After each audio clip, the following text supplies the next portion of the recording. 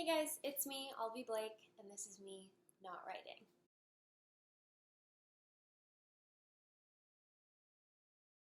So I talked about Vengeful before. This just came out last week. It premiered, I think, number 7 or something on the New York Times bestseller list. I think it's a good time for it. I'm pretty sure there is an angry woman seeking revenge, so could be fun. This is what I'm reading right now. The Witches of New York. There goes my bookmark, or a bookmark. Anyway, The Witches of New York. This is up next, The Gentleman's Guide to Vice and Virtue, which I believe the Lady's Guide to Petticoats and Piracy is either just came out or is just coming out. The Strange Case of the Alchemist's Daughter. And I just found this book. I guess I bought it in an airport a long time ago because it has a plane ticket from several years ago inside it, but I never read it. Everything Beautiful Began After. I think it's a romance. I have absolutely no idea what it's about, but the other book by this person is The Secret Lives of People in Love, so I'm going to guess it's a romance. But we'll see. So anyway, if you read any of these books, or have read any of these books, cool. So the first question was, what are my favorite TV shows? Which I guess is a fine enough time to talk about what I'm watching. And of course I had to make a list because I forget everything, and I love lists. Okay, so I split them into comedies and dramas. Comedies, I like The Good Place, which just came back last week. Brooklyn Nine-Nine, I have no idea when it's coming back, but it's a super good show. Pretty much everyone who watches it is like, why haven't I watched this sooner? And I'm like, I don't know, guys. It seems pretty obvious that you should. I really enjoy the show Superstore. It's about basically a Walmart, people who work in a Walmart, and I think half of what's funny about it is the same thing that's funny about The Office, where it's oh, yeah, I've definitely worked in an office with people who are this weird, and it's definitely yes, I've walked into a Walmart where people are doing the weirdest things. So there's something relatably funny about it, and it has a good romance in it.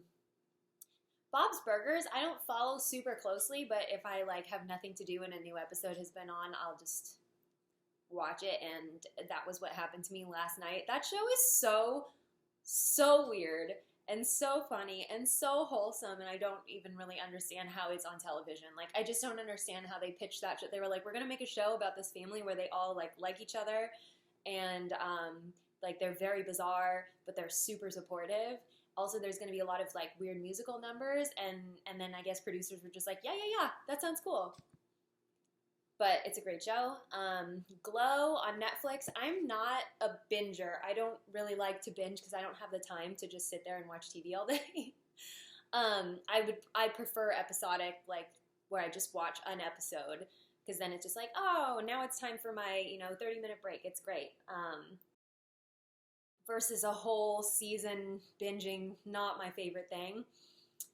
But Glow comes out all at one time, and I always devour the whole thing.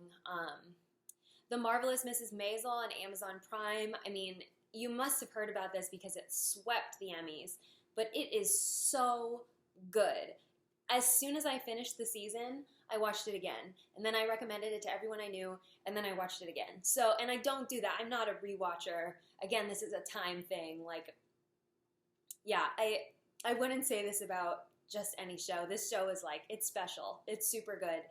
And it speaks to so many things about being a woman, even though I think this is the thing with period pieces, that it's safer to express something about culture because you're using an older version of that culture, but you're still making relevant points. Harlots, I guess I'll just transition into dramas. Harlots is one of my favorite shows that does that. It's definitely about how unfair it is and how difficult it is to be a woman in a world where men make the rules. And even though it's set, in the 1800s, question mark, it's really good. It can get really dark. It is very sexually explicit and not always in a comfortable way. It's definitely not how a lot of period dramas are and here, for your viewing pleasure, are a woman's nipples. It's not like that. It's definitely sex from the point of view of someone who gets paid money to do it. It's just like, it's not romantic. It just is. And yeah, but like the costumes, the music, the acting, I love that show. The Magicians is incredible. It's on Sci-Fi, so I guess it could be hard to watch if you don't have, I don't know. I don't have cable, and for a while I didn't have a cable login either, so I was getting very worried about how I was going to watch The Magicians. But yeah, The Magicians is great. Also, Mr. Blake, who's more into sci-fi than fantasy, watches The Expanse. I'm not a big fan of it just because it's harder for me to follow because he's read the books and I haven't, and I think they follow the books pretty closely. But yeah, so if you're more of a sci-fi person, The Expanse is very good, or so he tells me. Dark on Netflix is a German television show, so it's dubbed. The voices are dubbed in. But I don't know how, and so like, you know, the lips and the words don't exactly match, but the voices are like spot on. Like every time I watch it, I'm just like, wow, that is exactly what I would imagine that person to sound like. But anyway, Dark is a crazy show, like kind of horror-y. I mean, I've never seen Stranger Things. Yeah, you know. I think it's kind of has that vibe. That's what I've heard. Like, it's not the same content-wise, but there's sort of there's time travel, so it's a little complex. But it's really, really good. I sat down to watch an episode to try it out, and then I was halfway through. So, yeah. I also watch Westworld. I think it's just cinematically very beautiful. I think that in terms of dealing with the question of artificial intelligence and what makes a life form, it's actually very similar to Alpha. The underlying themes are very similar to Alpha that little Kimura and I write.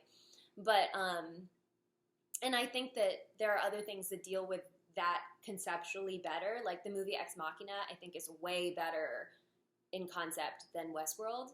But Westworld is just stunning. I mean, it's like watching an art piece. So, I mean, I think you're definitely, if you have the opportunity to watch Westworld and people are saying that it's confusing or whatever people's complaints with it are, it's still like HBO makes art, and it's beautiful. So yeah.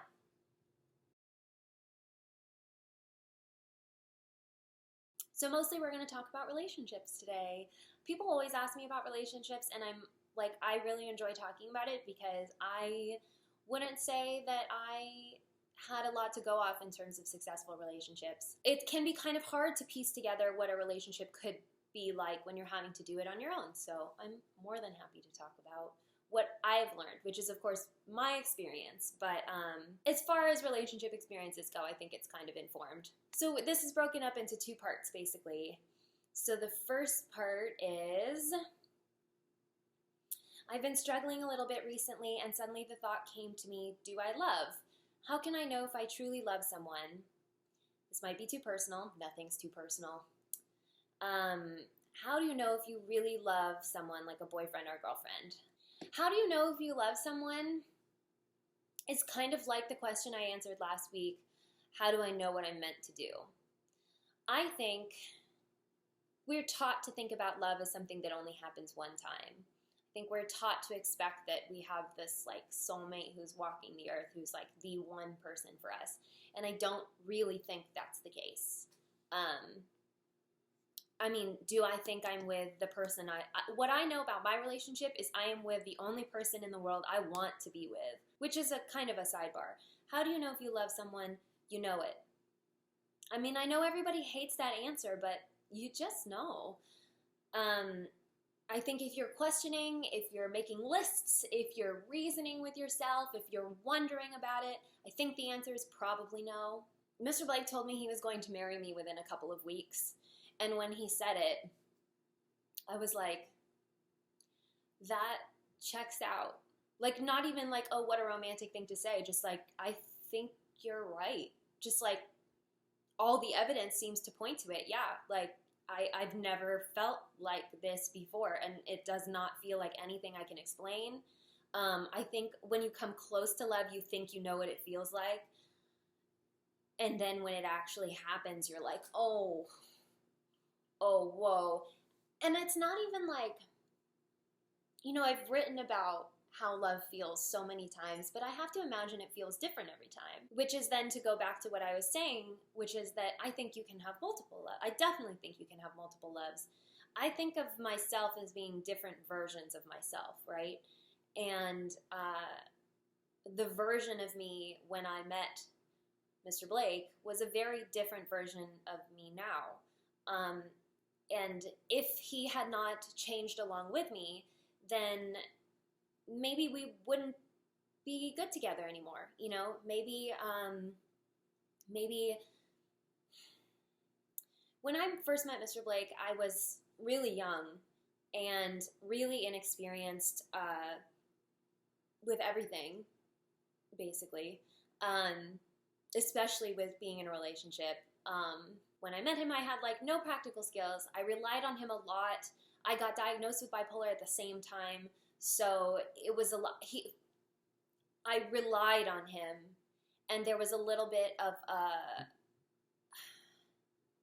almost like I owed him something. I think I used to do so much for him, and I gave up a lot of my identity for him because I was so grateful to him for being the person who stuck around while I was not able to get up off the floor, or while I was sleeping for 3 days because my medications were changing, or like the time I had to get up and run out of a family dinner because my medication was causing me to throw up and he didn't know how to explain that to his family. And like, there were just so many things where it was like, I felt like I owed him just for staying with me. And listen, we all have our things, right? And my thing is, I've got a little bit of an abandonment complex. I often worry people are going to leave. So I know I keep saying grateful, but when our relationship started, I think I gave up a lot of my own life, and I was a little dependent on him, definitely emotionally dependent on him. I kind of needed him to make me happy. I don't think that's as unhealthy as it sounds, because at the time I was going through psychotherapy for the first time. I was under like a very intensive medication regimen for the first time. I needed him to support me, to carry me almost. And so for a couple of years, a lot of my life revolved around him, and it was about him and paying him back for him being there for me. And then after a while, I was sort of starting to get a little restless, you know, once I had kind of gotten a hold of myself and learned more about myself and my feelings and what I wanted. Then there was a little bit of pushback of like, you know, some of this has to be about me. I can't, like his sleep schedule, for example, he goes to bed extremely early and wakes up extremely early also, because he's an athlete and a trainer, and that's just what your hours are. And I used to go to bed at the same time he did and just lay there and toss and turn because he sleeps more than I do. I don't want to sleep that much. And then I'd wake up early when I didn't want to. And it was just so I was adapting to his schedule. He also is very introverted, right? So he doesn't really like to go out. So for a while, I wasn't going out either. And then after a while, I was like, you know what? I need to be more myself. I need to stay up later. There's stuff I want to do at night. I want to write at night, and that's just what I'm going to do. We're not always going to go to bed at the same time. And sometimes if you don't want to go out, then I'm going to go out with my friends. I'm going to go do other things. And he was like, yeah, okay. Anyway, my point is, I know this was such a ramble. It was such a ramble. This is all going to be a ramble. My point is, I sort of morphed into this version of me, and he went with me, and he makes adjustments with me, and I make adjustments with him. So I mentioned before, he's introverted, and he now uses me as a comfort space. Now he leans on me quite a lot. And this is moving into part 2, so let me back up. How do you know you're in love? You know when you're in love. There is no easier answer. And you can love many times in your life. I think that not every relationship...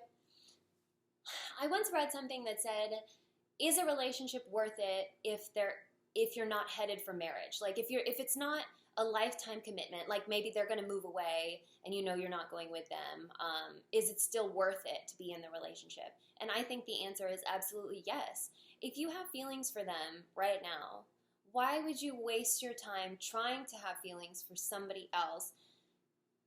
It doesn't invalidate a relationship that it ends. A relationship that ends is not a waste of your time. I did want to say, though, one of my most important pieces of advice, if you're younger, even if you are in a relationship, though, the relationship rules.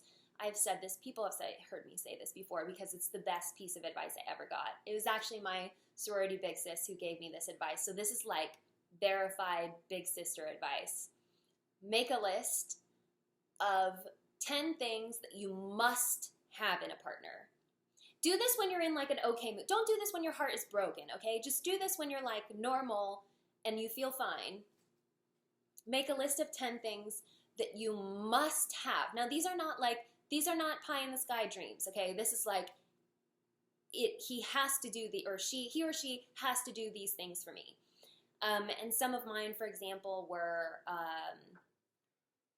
he has to ask me about my day and care about the answer, which was more about the second part. So it's more like he has to care about what I have to say, basically. He makes sure I get home safe. He calls when he says he'll call. Really basic stuff like that you'd think are very easy, right? And then read that list to yourself constantly. I used to read that list every night. And every time I met someone and started dating them and I'd reread that list, and anytime they were not checking all the boxes, they had to go. And listen, I know this sounds like, I bet you're already feeling like, I don't want to do that because what if he's a nice guy and he just doesn't do these things? If he does not meet your base, like the base things that you need, you're making concessions for him. You're making concessions for him and you will make bigger concessions for him. This is advice from emotionally stable, knows what they want you, to future you who might have questions. Because obviously we form attachments to people even if they are not good for us. And the best person who's going to tell you whether that relationship you're in is a good relationship is you. Because you know what matters. You know how valuable you are. You should know. And there are definitely going to be times that you forget. So just some advice. Write down those relationship rules. Check it every night. When you're feeling good, when you're feeling bad, every time you start dating someone, check those rules. Because that's you telling you what's important. So the second half of this is, can you give some relationship advice, like fundamental things to have in a healthy relationship and how to be the best partner you can? So I kind of addressed this a little bit without meaning to, because you know how I go off on tangents. But let's see, what can I tell you?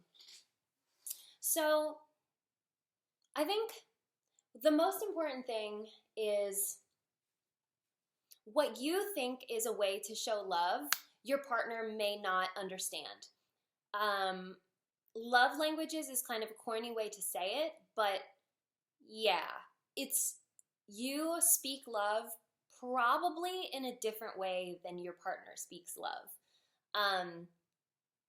For me, my love language is touch. I need to be physically reassured. I need the little, like, this is why I really like it when, I've said that Mr. Blake uses me as kind of a human shield when he doesn't want to talk to people. And I think to me that I didn't want to stop him from doing that because it's weirdly like physically validating to me. When he's holding on to me very tightly, I feel needed and I feel wanted and I feel loved. So even though that's not what he's expressing is fear and uneasiness, I feel it as love. He knows this and he goes out of his way to, he'll do a lot of like, if I'm doing the dishes, he'll come over and like rub my back or kiss my shoulder, like stuff like that is very reassuring to me. That's the way that I feel love and he understands that. obviously not a faultless thing, as I was saying, but his love language, on the other hand, is deeds. So the way that I show him love is not by touch. That doesn't mean anything to him, but I show him I love him by doing things that I know are important to him. And he always sees them. This is the thing. When this is when it's their love language, they recognize what you're trying to say. If you speak it in the way they understand, they will see it. So I've told this story before about how Mr. Blake has an egg pan that he likes to have out on the stove. It's the only, it just stays out on the stove. And he asked me one time not to put it, to put it away with the other pans because he prefers it, whatever. So, I saw the egg pan was out and it's dirty. I washed the egg pan, I put it back on the stove, and he came home and he was like, "Oh my God, babe, you cleaned the egg pan and you put it back on the stove." And I was like, "Yeah, I know, you asked me to do that." And he was so excited about it. And, to me, it didn't really mean anything. But to him, it means I heard him. It means I loved him. I was paying attention to him and I was giving him what he needed, which for some reason was his egg pan. And he has a lot of stuff like that. When we first started dating, he used to get like dry mouth a lot. Like he would wake up in the middle of the night and need a glass of water. So when he would stay over, I would put a water bottle on his side of the bed. And I plugged in a phone charger on his side of the bed too, because, when you have an iPhone, you end up with like way too many phone chargers. And he thought this was the most amazing thing. Like for me, it was no effort whatsoever. Just like, for him, like kissing me on the cheek for no reason is probably no effort at all. But it means everything to me.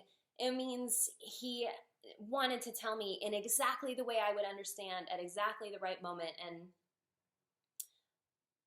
what I'm saying is, you have to learn the love language your partner speaks. And there's a lot of different ways they interpret love. And they might not even know themselves. Understanding not just how your partner thinks, but how they express love and how you can express love to them. I mean, definitely think about it as foreign languages. You have to translate for them. If they don't understand what you're trying to say, if the words "I love you" lack meaning, which they do after a while, after you say it a bunch of times, it's just a thing you say.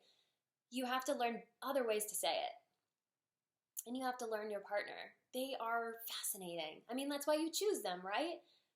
Because they're fascinating and they're never boring. And I think that's the craziest thing. That's one of the things I love most about Mr. Blake is he thinks I am so interesting.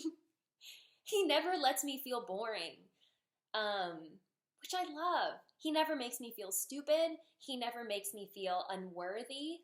These are super important things. My therapist has this theory that I kind of really like. That relationships are kind of about reparenting each other. You take like the holes from the way you grew up, basically, and you patch those in. So I've said I have a sort of a weird abandonment thing.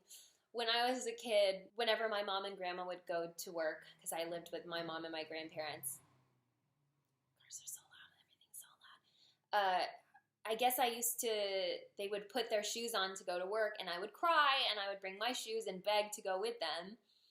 And to this day, when Mr. Blake puts on shoes, but I'm not aware that he's going somewhere, like sometimes he puts on shoes because his feet are cold.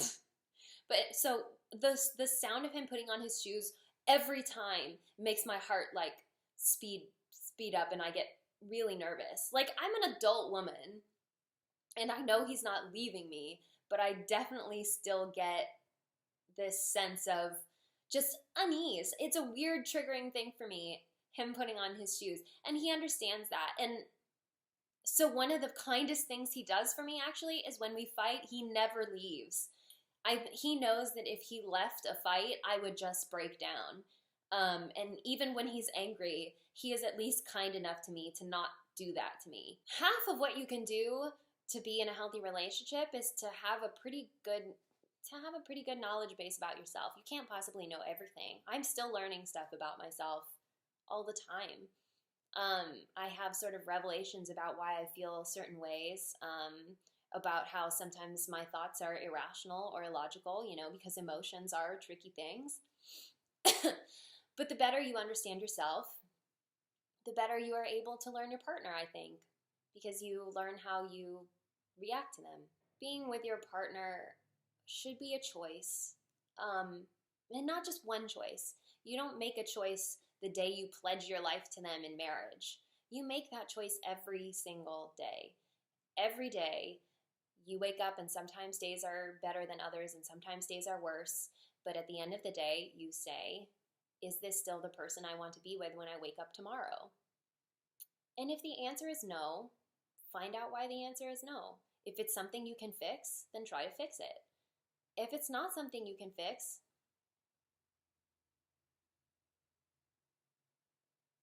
I think Mr. Blake and I operate on the same understanding that if one day we both woke up and were like, I love you and I care about you, but this is no longer working, then we wouldn't force it to work. But, of course, when I say that, it doesn't sound like a romantic thing, but it kind of is. Because if you live your life with the understanding that, yeah, you could part ways, there might be a day when there's something better for you. But today, you're the best person I could have in my life, it means that much more. There are lots of people who go into marriages saying, like, there's divorce is off the table, we will never split up, we will just fight through everything. And a lot of times they end up really miserable.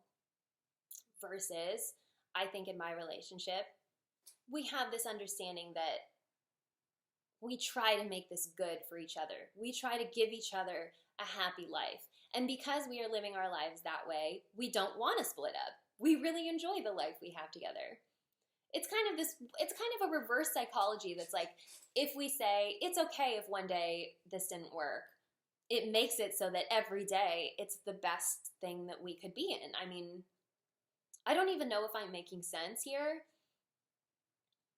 but he once asked me how sure I am that he's not going to leave. And I was like, I'll never be 100% sure. I never will. I'm as sure as I could be, which is probably like 95%. It was worse at the beginning of our relationship. It was like 70%. And so part of what he does every day is reassure me that things are good. Sometimes I'll just ask him, like, hey, are you living your best life? And he does me the kindness of taking that seriously. And he thinks about it, and he says, yes, this is the best version of my life. And I think if you just keep choosing that, if you keep trying to give your partner the best version of their life, so long as that's you, then that's great. If one day you decide, it's not me, I can't give you the best thing that you want and have the best version of my life too, you're allowed to love many times in life. I mean for that to be a hopeful thing. I really do. Because, I don't know, it's like I said last week, you change so much. Your experiences just change you so much. There's so many things that happen in your life that you can't come out on the other end being the same person. But you can definitely change with your partner. I make adjustments all the time, I feel like. And sometimes it means doing more, and sometimes it means doing less. Sometimes it means doing things for myself, like I said, so that I don't resent him. And that helps us be in a better relationship because I have things that I want, and so does he. Also, just like I said, there's no shame in like a job not working out or, you're switching majors or whatever. A relationship not working out, there's no shame in that. You don't fail a relationship. That's not how love works. That's not how life works. If a relationship fails, it's not always because you did something or they did something. I mean, it takes two people. I guess I'm kind of making the same points I did last week, which is that you can always start over. So I wanted to close with the wedding vows from Nightmares and Nocturnes because they were not my wedding vows. My wedding vows were actually Well, I'll tell you what my wedding vows were. I was only allowed to say 4 sentences. Mr. Blake kind of thought I would give a better speech than he would, so he asked me to only say 4 sentences. But these are the wedding vows from Nightmares and Nocturnes, which I think are pretty good in terms of relationships. So, I promise to comfort you and carry you when you're brought low. I promise to defend you and stand when you cannot. I promise to honor you and take nothing for granted. I promise to have faith in you even when you doubt. I promise that every day you will know you are loved. I promise to build my home with you and carry you in my heart. So my vows to Mr. Blake were essentially that every day you'll feel loved, which I wrote into that, of course. The underlying message I wanted to come across was, I will help you be kind to yourself, which is really important. Be with someone who helps you to be kind to yourself. And you will never have to question that I love you. Not because I tell you all the time in words, but because I tell you in the way you understand. So yeah, I think do what you can to make your partner feel loved in this world. Make sure you're with someone who makes you feel loved. If you question that, honor those questions. Don't discard them. Don't cast them aside. Your intuition is a valuable thing. But if at the end of the day, you feel that you're with someone who values you, you value them, and there is no better version of your life, there is no version of you you think is happier or is with someone who gives you something else, then you're very lucky. I am very lucky. And it's not something I take for granted, and it's not something that comes easily. Being in a healthy relationship may not come naturally. It didn't come naturally to me. I had to learn a lot about myself. I had to learn a lot about him. Make that list. Make that list. Because the best person who can tell you what you want in a relationship is you. Be your own relationship role model.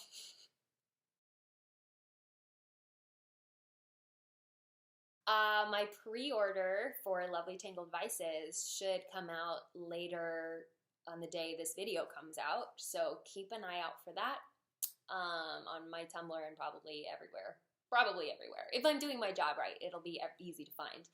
I'm going to do a giveaway. I haven't worked out the details yet, but I'm really excited about it. So I think it's going to be, if you pre-order the book, then you have the option to enter in this giveaway, which should be,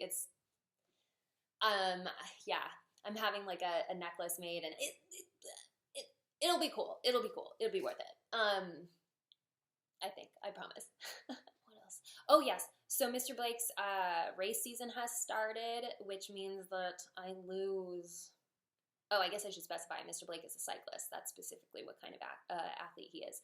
So that means instead of 7 days of writing, I have 5 days of writing. So things might be a little bumpy for a while, but I'll work it out. I'll figure it out. I'll be here. Yeah, so look out for that pre-order, please. If you have any interest, it's super great. A lot of you guys are so great. I really love how communicative you are and how interactive, and it's just such an honor. It's just such an honor to be in your life in this like super weird way. So yeah, thank you. Okay, I'll see you next week. This has been me, Olivie Blake, not writing.